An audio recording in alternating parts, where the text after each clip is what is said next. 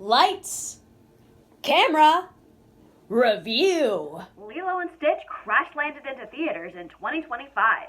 In Disney's latest live-action film, Lilo, a lonely and eccentric young girl, befriends a runaway alien who crash-lands on Earth. Together, they try to mend Lilo's fragmented family life.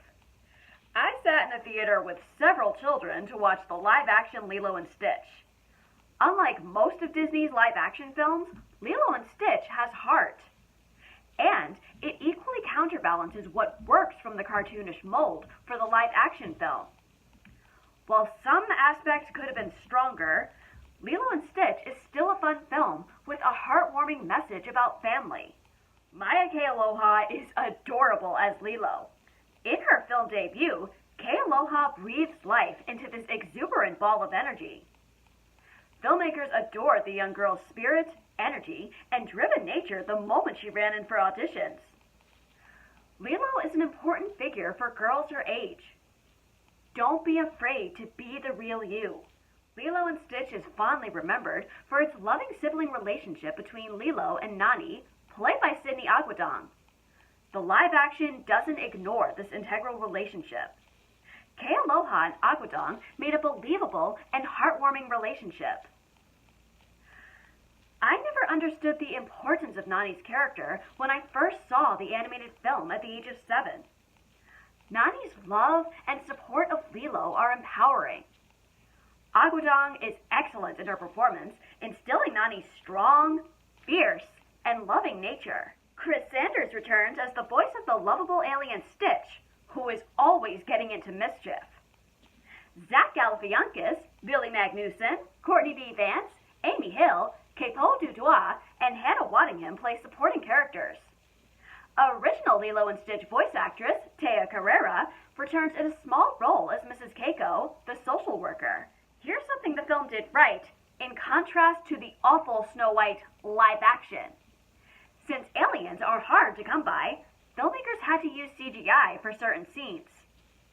Instead of wasting roles, Zach Galifianakis and Billy Magnuson also play the human counterparts of Jumba and Pleakley. This was my favorite part of the movie.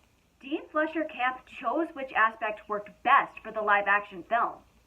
If something didn't work in his eyes, then he would change it to something that made sense. He recreates the fun atmosphere of the original animated film, something that is missing from other films. Camp also wanted the authenticity of Hawaiian culture. Just like the story setting, filming took place on the island of Oahu, Hawaii. There's only so much you can do with live action in the Lilo and Stitch universe, like the alien sequences. These sequences work better in an animated film. I still wonder what Disney's definition of live action is. I was more invested in the sisters' storyline. One storyline that audiences have complained about is a character's decision in the finale. I don't believe it ruins the movie. The character's decision makes sense, especially in this realm. We have to make the decisions that are right for us and others so we can lead our lives in the best directions. Lilo and Stitch has its flaws, but this is the first Disney live-action film in a while that I've seen kids enjoy. They were responsive, either laughing, being vocal, or expressing worry in one scene. Lilo and Stitch has heart that's been missing from other live-action films. I enjoyed it, laughing at most of the jokes. This is the one to take the kids to. What are your thoughts on the live-action Lilo and Stitch? What would you have done differently? I have a couple of films picked out for Pride Month.